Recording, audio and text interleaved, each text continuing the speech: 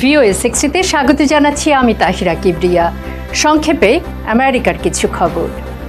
যুক্তরাষ্ট্রের president Donald Trump বৃহস্পতিবার যুক্তরাষ্ট্রে বেশিরভাগ মেক্সিকান এবং ক্যানাডিয়ান রপ্তানির ওপর তার আরোপ করা 25% শুল্ক 4 সপ্তাহের জন্য পিছিয়ে দিয়েছেন। ওভাল অফিসে ট্রাম্প বলেন, তার এখনও 2 এপ্রিল থেকে পারস্পরিক শুল্ক আরোপের পরিকল্পনা রয়েছে।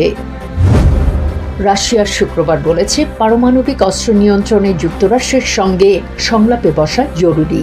প্রেসিডেন্ট ট্রাম্প বৃহস্পতিবার বিশ্বের পরমাণু শক্তিধর দেশগুলোকে তাদের পরমাণু অস্ত্র পরিত্যাগের আহ্বান জানিয়েছেন। প্রেসিডেন্ট ট্রাম্প বৃহস্পতিবার বিটকয়েনের জন্য একটি কৌশলগত রিজার্ভ প্রতিষ্ঠার জন্য একটি নির্বাহী আদেশে স্বাক্ষর করেছেন। ওই আদেশটির অধীনে বিটকয়েনের মূলধন বাড়ানো হবে আমেরিকার ফৌজদারি কার্যধারায় জব্দ করা ডিজিটাল মুদ্রার সমন্বয়ে।